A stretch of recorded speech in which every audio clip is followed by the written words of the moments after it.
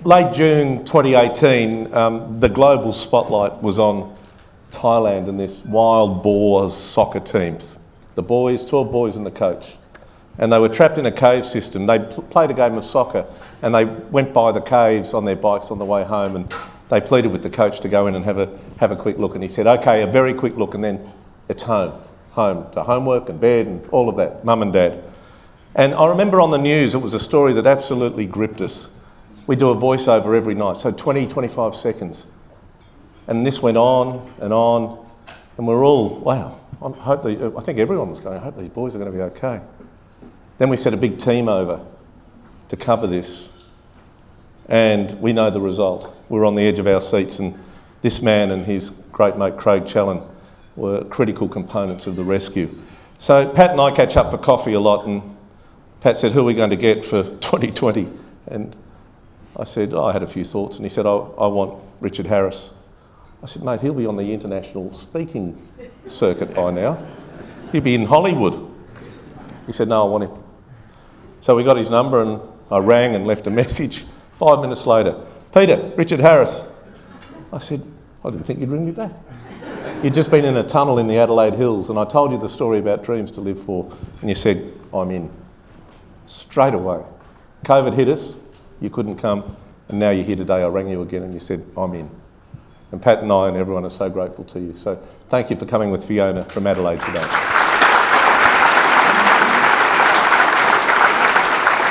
Because, Richard, we need inspiring stories in a very challenging world at the moment, and yours is a most inspiring story. What is cave diving? Well, as the name suggests, it's scuba diving, but it's underground, underwater. And I know for a lot of people, perhaps even someone in this room, it might not sound all that appealing. But, and that was my first impression as well. So I started, as quite a young boy, scuba diving in South Australia. And actually I went through university, joined the University Diving Club. And a group of us, we were in our early 20s, started to think, this diving off the Adelaide coast is not that exciting. So what about we go down to the Mount Gambier area of South Australia and check out these very well-known freshwater sinkholes and caves down there. So we enrolled in a course and went down there. And to be honest, my first impressions, this was in about 1986, weren't all that favourable. It was the middle of winter. I was a poor student, had a crappy wetsuit, and it was cold and nasty. And the thing about cave diving training is you don't actually get to see anything because you're either blindfolded or your mask has been pulled off or your regulator's pulled out of your mouth. It's very robust training because the environment, is potentially quite dangerous. So the training is necessarily arduous. And I got to the end of the training and thought, could take it or leave it really. I was starting to go out with Fiona at around about that time, and when we finally got married in 1990, talking about having kids and so forth, she said, this cave diving thing, it's a bit dangerous, maybe, do you want to give it up? And I actually didn't feel that strongly about it then, so that was no sweat. But unfortunately for her, perhaps, in the year 2000, I went back to the sinkholes and just happened to do a dive in possibly the most spectacular site down there called Kilsby Sinkhole, which is this massive chamber, this void full of water where the sunshine in the middle of summer shines straight down the entrance, and it's like a cathedral, the way the light comes down through the water and plays in the water. It's just truly spectacular, and that was it. I was hooked, and so I went back and repeated the training again, and very quickly fell in with a bit of a bad crowd, guys who were very, very experienced, and they were into exploration. And they just showed me a whole other side of this sport that I hadn't really been privy to. And that was the beginning of, the last 22 and a bit years of addiction. So what is the addiction? Is it problem solving? Is it decision making? Because it's not all cathedral-like and pristine and sunbeams coming through the water. It can be dark and narrow and claustrophobic and frightening. Yeah, but as you become slowly more experienced, you expand your comfort zone, I guess, and initially you're in these big open spaces that are very simple and technically easy to dive in, but then eventually as you become more advanced and do more courses, more experience, you start to venture into smaller tunnels until eventually, if you're interested in exploration, you may find yourself 6 kilometres from the entrance underwater, exploring the far reaches of a cave, or in the case in New Zealand, going extremely deep to find new tunnels. And this thing, exploration, and it's a little bit of a cliche, but on this planet, the only opportunity to genuinely be an explorer these days, to see something that literally no one else has either seen or laid foot on, is to either go into a cave or to go to somewhere in the deep ocean. Everywhere else on the surface, you can in some way visualise, whether it's through a telescope or by satellite, or so if you're going to climb a mountain, you can always, even if it hadn't been climbed, you could look at it through binoculars and plan your route and get a sense of what the obstacles are going to be. But if you find a hole in the ground, and it might be the size of this little table that you have to lower yourself into, until you do that, you don't know whether there'll be a dead end after 2 metres or whether it will turn into the world's greatest cavern full of crystal formations or species that are unknown by science. And we've found and seen all that stuff, and it's really addictive when you get into it. Yeah. One last question. Is it similar to being an anaesthetist in terms of the pressure you can be under and the decision making and, life in your hands? I actually see huge parallels between those two disciplines because it's, the risks or the hazards rather are very obvious in both those things. For the hazards are for my patients, obviously not for myself so much in anaesthesia. In cave diving, the hazards are for myself. But whilst the hazards are obvious, the risks can be really minimised very easily by good training, good preparation, good quality equipment, good people around you.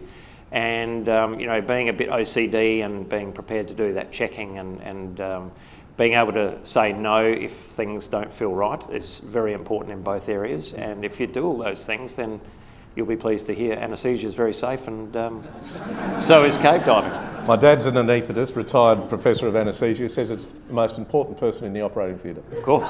Indeed. No question. I'm glad you agree. Where were you when you first heard about the Thai cave diving situation? Well, I was actually at home and I just read a tiny little snippet in the page 2 or 3 of the Adelaide Advertiser newspaper, and it just literally said 12 boys missing in cave in Thailand. And I went, oh, that's interesting, because as well as this interesting cave diving, I've also been involved in volunteer cave rescue for a number of years. And through pretty selfish interests, I must admit, I had actually started to develop a capability in Australia and New Zealand for how to approach the problem of someone being stuck on the wrong side of a sump, which is that flooded section of caves. So there's a lot of caves we'll dive through, and you might surface into a chamber a couple of kilometres underground. You'll suddenly pop out of the water and, oh, I'm in a room. And if you want to see what's on the other side, you've got to carry your diving gear over the boulders, for example, and then you might be back into the water and off you go again.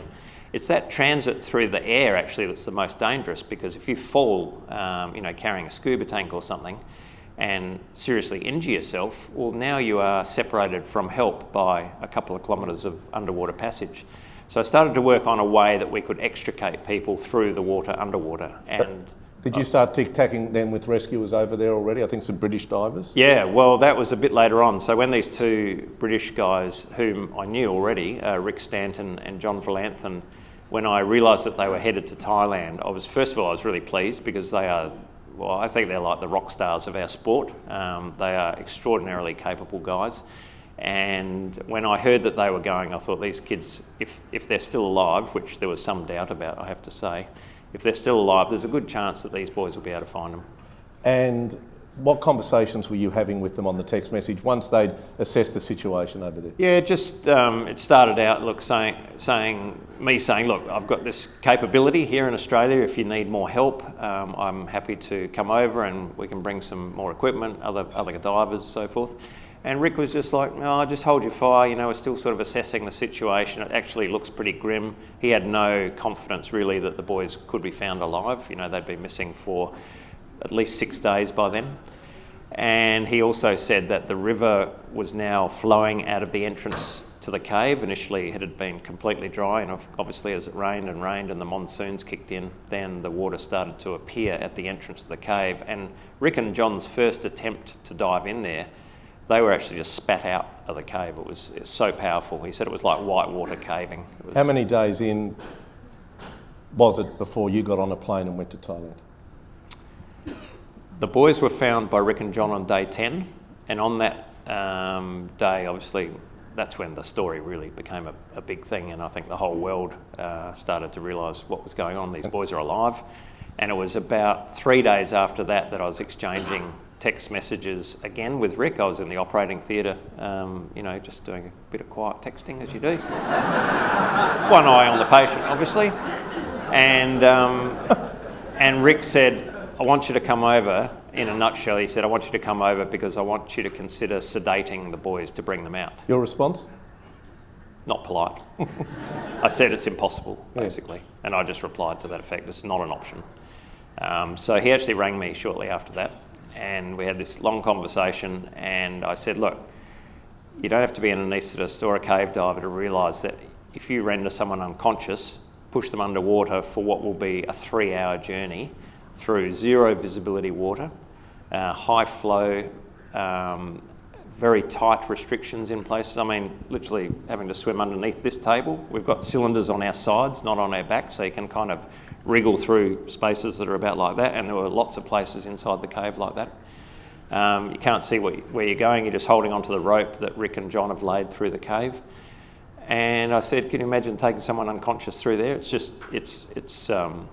It's euthanasia, so don't even think about it. So what was the moment then that you thought, I have to go up here? What dragged you to Thailand if you thought these boys weren't going to come out alive? Well, I was still keen to go because I just had a sense that I had to be there. I just had a strong feeling that, we've done all this training, I'm medical, the boys are still stuck at the far end of the cave, surely they're going to need medical attention. They can't have too many cave diving doctors around, so I just got to get there. Okay, so how did the conversation go with Fiona when you'd made that decision? She knew I was going before I did. Right. She's a very insightful lady. And look, we'd been talking about it since I saw that thing in the newspaper. I was saying, I've got to get over there. This has got my name all over it. And so she knew that I was going to be going.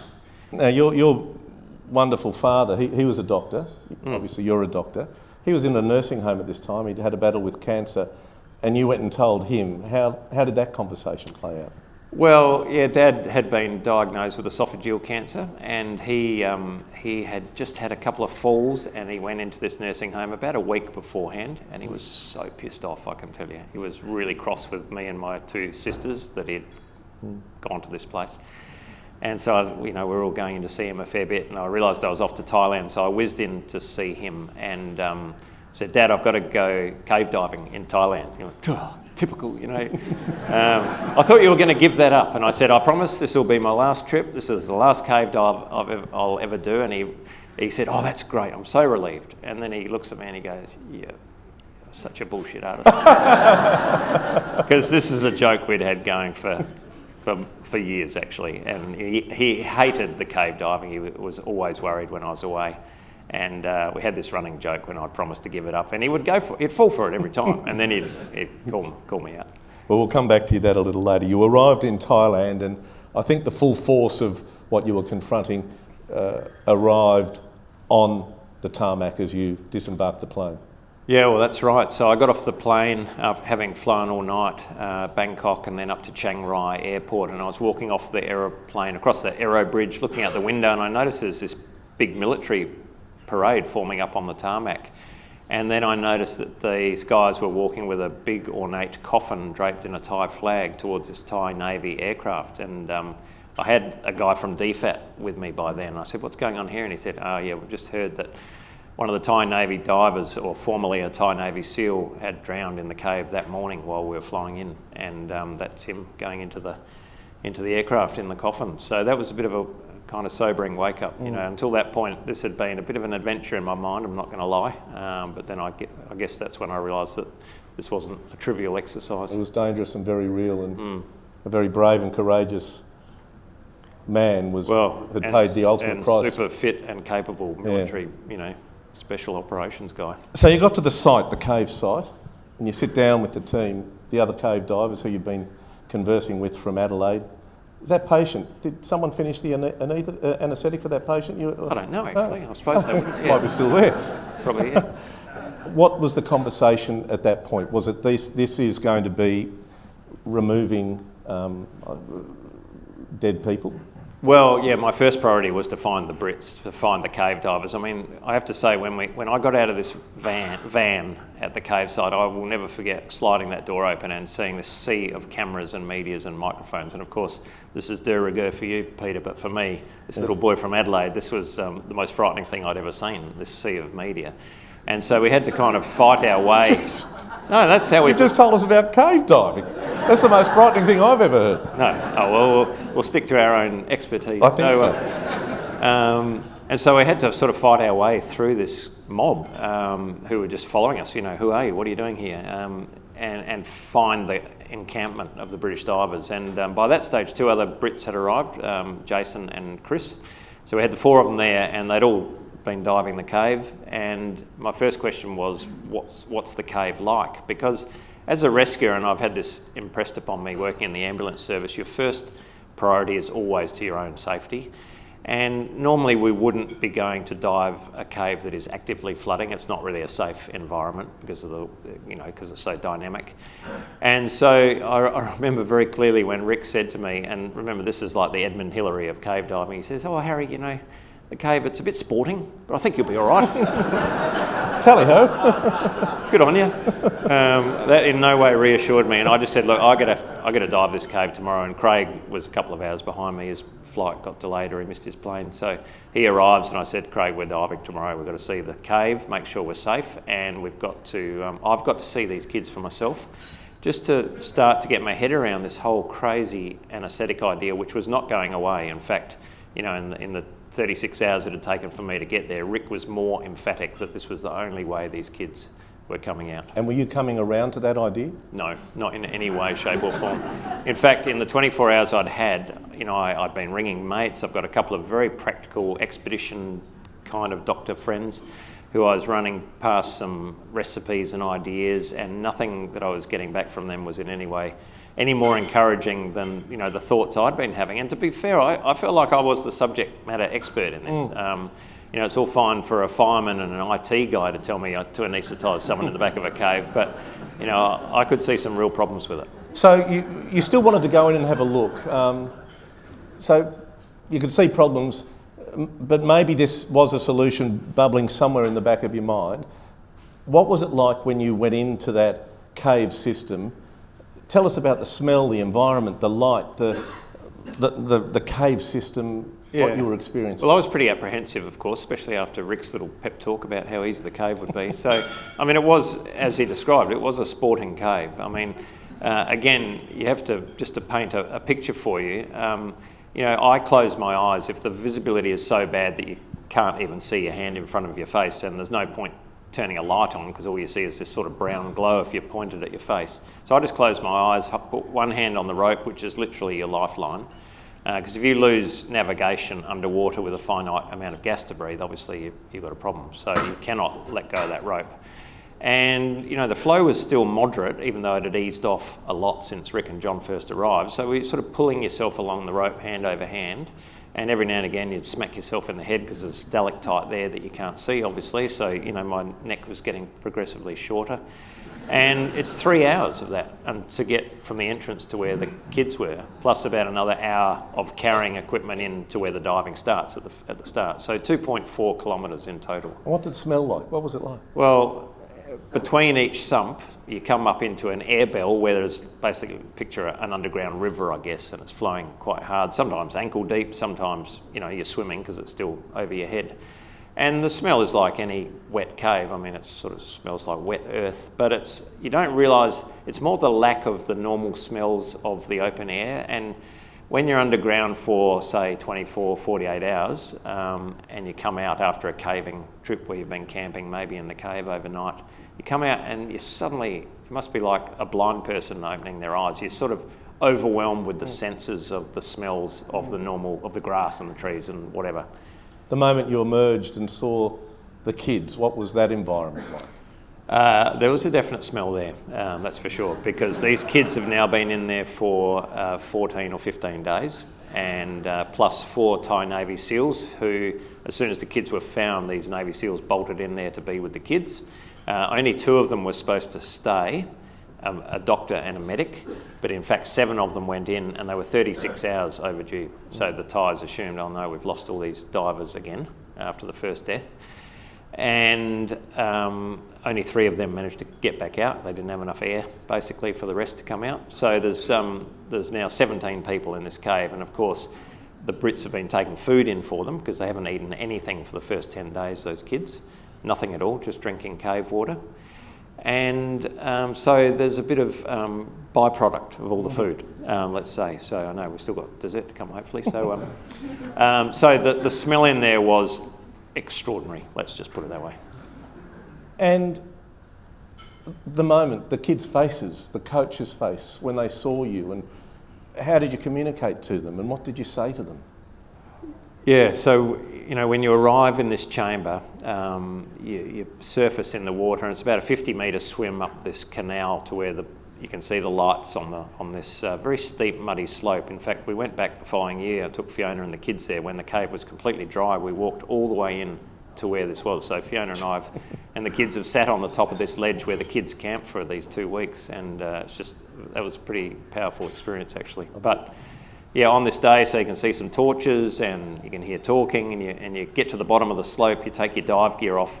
And my first recollection was trying to walk up this very steep, muddy slope and just slipping, because, you know, water's pouring out of your wetsuit and making it all slippery, and the kids are just laughing their heads off because they're like in their element, you know, they're bare feet and they're just running up and down this slope, and they've seen all these middle-aged cave divers coming and going, and every one of us like here's another one, boys, falling flat on our face, and just chaotic. So and the essence of that was they were in great spirits. You know, they were laughing and smiling and walking. They looked terribly thin, as you would expect. And was that a moment you thought, God, this anaesthetic plan might have to work? We've got to get these kids out, when you see it for real in front of you, and you think of your own kids? Well, I remember Rick Stanton's words very clearly at that moment, because on the phone from Adelaide he'd said to me, like, I can hear in your voice, Harry, you're quite keen to come and I think I need you, but I just want to be clear, you're going to come and you're going to swim into this cave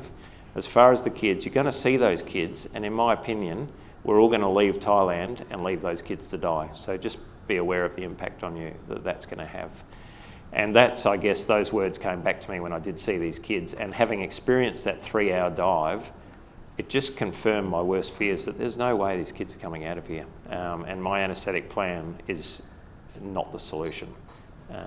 So you've got a window because the rains are coming again, so then you're all cooked if got those... 3 to 5 days, the Right. meteorologist told us. So you emerge from the cave system, Yep. and you gather again the experts, and Yeah. what was the crunch point where you said, well, we are going to do it? It was decision time. Yeah. And I guess the other thing I'd been doing in that brief time in Thailand was just talking to as many people, you know, what about the water pumping? Is that working? What about the drill rig that's drilling from the top of the mountain? What about taking food in there just to, you know, provision the kids so they can stay there for a few months until the rain goes?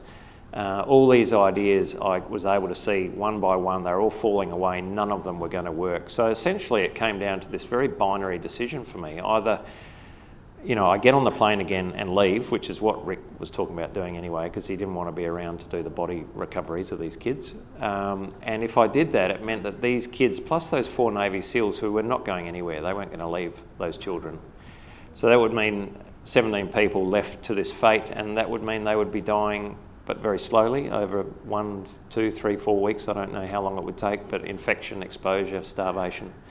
Because once the rain came back, we were not going to be diving again. That would be the end of it. And they said that when the rain came, it would stick.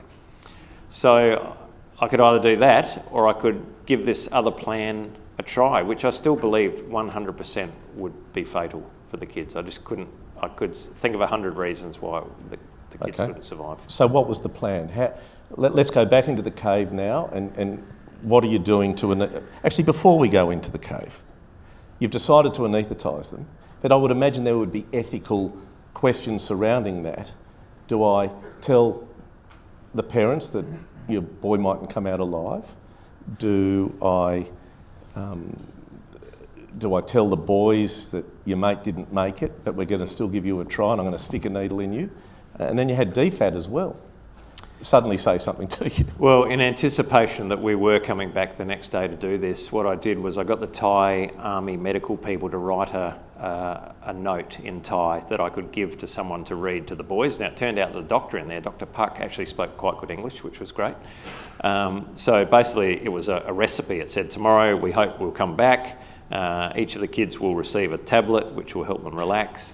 We'll dress them in a wetsuit, and then they'll come down, sit on my lap in the water. They'll get an injection in each leg, which will make them fall asleep.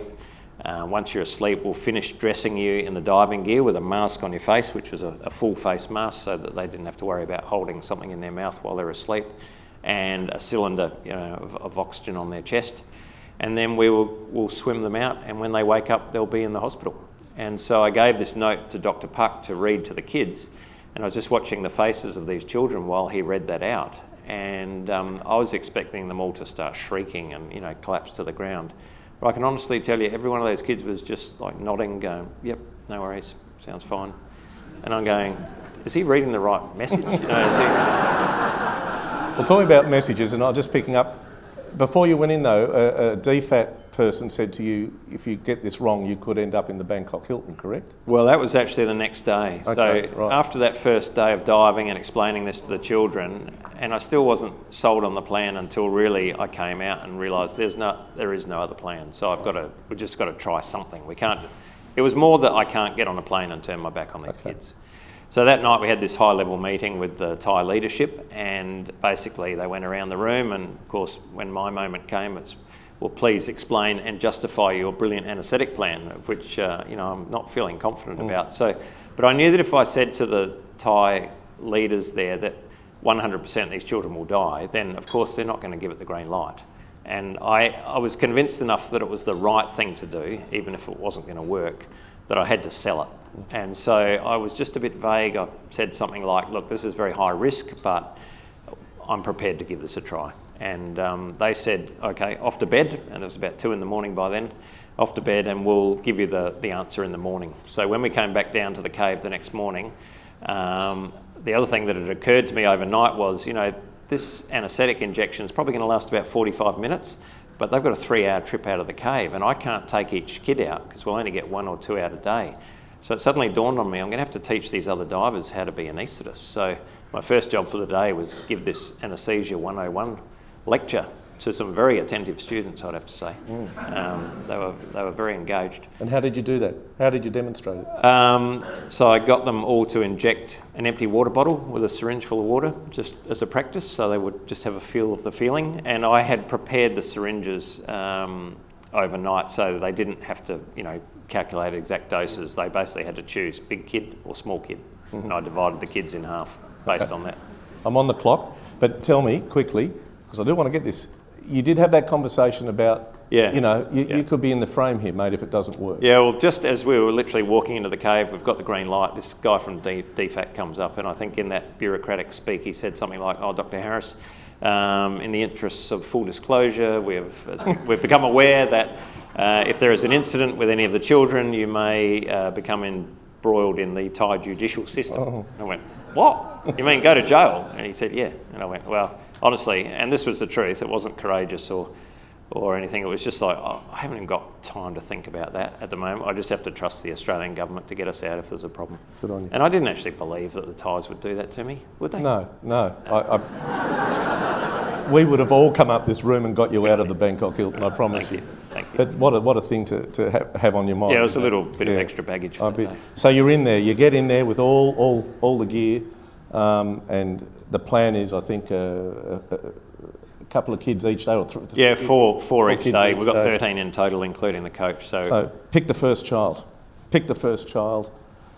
Take us through the moment of almost, as I think James Cameron said in the foreword to your book, a soul-torturing ethical dilemmas you face, drugging a child into unconsciousness, putting diving gear on them, dragging them through miles of flooded tunnels, so tight, doing it by feel. You are making decisions for a trusting, innocent child. He's a good storyteller. Well, it sums it up. Yeah, First child. we arrived there, and it's myself and the 4 Brits who are going to be taking 1 boy each all the way out of the cave, and we've got the other divers sort of staggered throughout the cave to help as they went past. So the first boy comes down, he's got his wetsuit on, comes and sits on my lap, you know, "G'day, I'm Harry." There's no common language at all. So, you know, when you anaesthetise kids, you just talk nonsense basically and hope that they, you know, see you as a reasonable person, not a villain. And one thing I knew was I couldn't drag these kids kicking and screaming down to the water and assault them with a syringe full of ketamine. They had to be compliant. So I was doing my best patient bedside manner. And, you know, held up the syringe and tap them on the leg and then put the syringe through the wetsuit. So, you know, pretty painful injection, and you could see it was unpleasant for them. And same again in the other leg. And very quick to go off to sleep, 3-4 minutes, and then they just become like a rag doll sitting on my lap. Then myself and the British diver would put the full face mask on and strap that up pretty tight, and then put the cylinder on of gas for them. And then the British diver would go off and get their own gear on, and I would start to do some tests on the boy. So the first thing is to push his face into the water, make sure that he's breathing. You could see the bubbles coming out the side of the regulator. Was that a hard thing to do, to push a kid under the water? Oh, I mean, the first time I did it, honestly, I mean, the closest analogy is that it felt like drowning a kitten. I mean, some of these boys were tiny, 29 kilos. It was an appalling thing to do. And if that wasn't bad enough, the next thing I had to do was restrain the kids. We decided to tie their hands behind their backs and tie their ankles together. And that was to make them as streamlined as possible so the Brits could push them through these little holes in the cave without them getting bruised or tangled up. But also in case they panicked, woke up and panicked, you know, their first instinct would be to reach up and rip their mask off or do the same to the British diver, which I couldn't handle that. So, and you know, that symbolic gesture of putting their hands behind their back and clipping their hands together with cable ties and carabiners was, yeah, it was a low point, I would say, in terms of, you know, not just as a doctor but as a human. It just felt wrong on so many levels. So the first 4 go out over a period of hours, and then you leave the cave on day 1. Yep. And you were expecting what? Well, obviously I was expecting to find 1, 2, 3 or 4 dead children by the time I got out. I still was convinced this could not work. So it's a fairly long and lonely swim. I mean, we all swam by ourselves because in zero visibility, other divers close by are only a hazard to you, really. So we're swimming out alone with our thoughts, and I'm thinking about, you know, what am I going to find? And I remember surfacing very suddenly, because you don't even know you're about to hit the surface sometimes. Suddenly there's floodlights on. I'm in chamber 3, which is where the diving operation starts and finishes. And there's an American US Air Force guy there who taps me on the shoulder and he goes, 4 out of 4, Doc. And I assumed, of course, that he meant 4 out of 4 had died. And I went, oh, well, I guess I expected that. And he went, no, mate, they're all fine. 4 out of 4 are alive. And I went, oh, okay, well, that's amazing. And then suddenly I actually felt more frightened than any other time over the entire period of that rescue, because suddenly I thought, well, I don't know how that's worked, but tomorrow, you know, it's all going to reveal itself to be as I predict. And furthermore, expectations have now been raised. And so when something does go wrong, it's going to be a lot of finger pointing going, what have you blokes done wrong? So fast forward, we get 8 out of 8, and then the last kids go out on day 3 of the mission. Yep. And then you're coming out. You're not taking a child. No. You're just coming out of the cave to see hopefully 13 people alive. But there was a moment of near catastrophe. So I was in the second to last diving section of the cave, chamber 4, and I surfaced in there, and in the distance I could see a headlight, and I thought, oh, probably shouldn't be someone here anymore. And I hear my voice my name being called out. Harry, is that you? Yep. And it's Chris, one of the Brits. And I can see you still got the boy there. And I'm going, oh, geez, is the boy all right? He said, yeah, the boy's fine. It's me. I've just had a real near miss. And that last section of the cave before chamber 3, where everyone's waiting, is particularly sort of 3-dimensional, tricky trap to get through. And it's all right if you're by yourself, because you've got to hold onto the rope in one hand and you've got to reach all the way to the other side to find the hole that you have to fit through. And so you pull the rope hard and you can just fit through it, because if you try and go through here, it's only the rope's going through a crack like that. And that's fine with 2 hands, but if you've got a boy as well, then suddenly you haven't got enough hands to do this thing. And I think the rope had moved between the last diver and Chris going through. Anyway, Chris lost the rope And so he's swimming around in circles underwater, can't see anything. He's got this boy that's threatening to wake up, and he is lost underwater. And, you know, he's got half an hour of air to breathe, and he's got this boy he's responsible with. So, you know, his heart rate's going up, he's close to panic. And he pops back into the cave and initially goes, I don't know where I am. I think I've gone off into another chamber off the cave, main cave, and no one knows where I am and I don't know where I am. And then he saw my light. And so he goes, oh, okay, I'm actually in the cave, but I've gone the wrong way. So when I found him, you know, he's white and he's shaken, and I said, look, I'll take the boy and you just calm down and then come through when you feel ready. And I was actually quite pleased because I thought this is the final part of this puzzle that I haven't been involved with. It'll be nice for me to just take one of these boys through this last bit. Of course, exactly the same thing happens to me when I get to that particular spot. Now, fortunately, he had described what had happened to him, and so I was forewarned. But despite that, I still managed to lose the rope. But instead of doing what he did, I just maintained my orientation and kept moving forward, and then suddenly felt the rope again. So, but without him explaining, you know, what had happened, I would have been in the same spot. Did you realise how brave the divers were taking these kids once you had a kid on board, like the navigation for you and the challenge? Oh, absolutely. And look, more so than that, it was their courage to take on the anaesthetic role. Yeah. I mean, you know, if I turned the lights out now and placed an unconscious patient in front of each of you and said, just look after this guy for an hour, would you? You know, without any light, and just being able to hear and feel with your hand if he's breathing and so forth, let alone fill the room up with water. I mean, hopefully that gives you a bit of a perspective. Yeah, great clarity, great clarity. Fast forwarding now, because we are on the clock, we've got 5 minutes. There's a few things I want to ask you. I could keep going for hours, I really could. The moment when you get out and you're sitting around and you've realised you've saved 13 lives, the other Thai Navy field divers are out, is it exhaustion? It was a strange feeling. We were standing around in Chamber 3 initially, and everyone's just standing there, all these divers, including some of the Thais, and we're all just kind of staring at each other with this dumb smile on our face and no one really talking. We're all so exhausted after 4 days of, you know, a couple of hours sleep a night and 13 hours in the cave each day. Someone produced a bottle of Jack Daniels, we're passing that around. That seemed like a good way to start. And but there was no celebrations that night. Everyone was just so tired. So we all kind of drifted off back to our hotels and had a quiet night. And as I had been doing every night, first of all, I text Fiona as soon as I'm out of the caves, let her know I'm okay. And then once I'm back at the hotel, I gave her a call. And of course, by then I'm pretty full of beans by then, you know. Jack Daniels. A bit full of Jack Daniels. And so very excited, and I'm just babbling like non-stop for 10 minutes, like, oh, this is all happening. And didn't even give her a chance to speak, you know, and then suddenly I was sort of like a record that's run out, and then I hear her, she's burst into tears, and I just knew straight away what was wrong, and it was my father had died that night, just pretty much literally as the last boy had come out of the cave. And, you know, I'm in a pretty weakened and emotional state, so I kind of collapsed in tears a bit. Craig had been using my shower in my room because his shower was broken. And he comes out of the shower just at that moment. I'm going, righto, see you in the morning, mate. And then, you know, he's gone, and then I'm just, you know, I'm very upset, obviously. And so I told everyone at breakfast the next morning, and of course everyone assumed I'd just jump straight on the plane and go home. But even by morning, I'd started to sort of turn this around in my head a bit.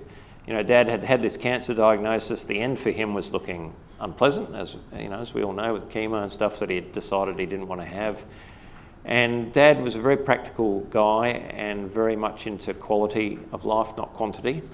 And it turns out he had basically been having a laugh with the nurses at the nursing home, walked back to his room, and then just keeled over dead, just dropped dead. And I suddenly thought, how selfish of me to be this upset for him when in fact that is a beautiful, perfect death for a man who I love very much. Do you think he knew what you'd achieved? I don't know. But look, it doesn't matter to me because I know he was proud of me. And he was, and he sent you off with that lovely routine that you had going.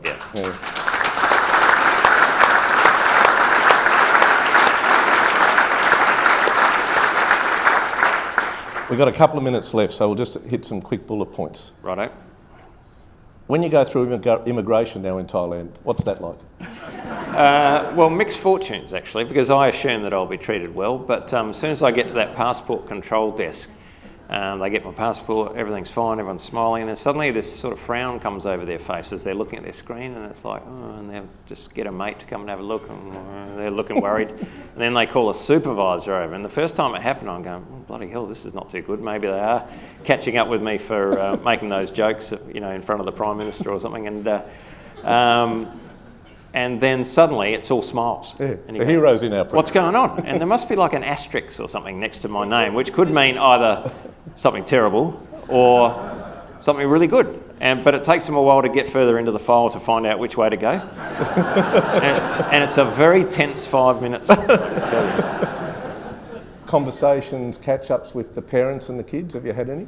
So I've been back to Thailand twice, the first time with Craig and our families, and that's when we went and saw the cave and met up with most of the kids and the coach at the temple in Mae Sai village, which was extraordinary, but a bit managed, like a lot of officials there and so forth.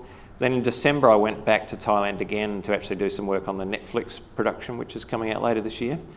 And as part of that, I managed to sneak off back up to Mae Sai, just pretty much by myself, and see some of the parents and the kids again.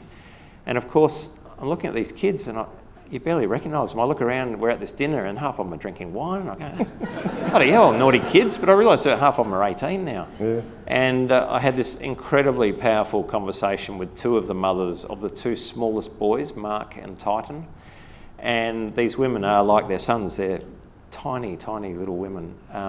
And we've got this interpreter there, and the mothers were telling me what it was like for that first 10 days, and we're just all in tears, and very emotional reunion. It was amazing. And, to see these boys growing up, being part of their community, and to see their parents, just so happy and proud of them makes it all pretty worthwhile. Well, I reckon that's a pretty good way to finish our interview. We're so proud of you. Thanks, Peter. So proud. And good job on this charity. It's amazing, and hopefully we raise lots of money, so dig deep. We can't thank you enough. Ladies and gentlemen, Harry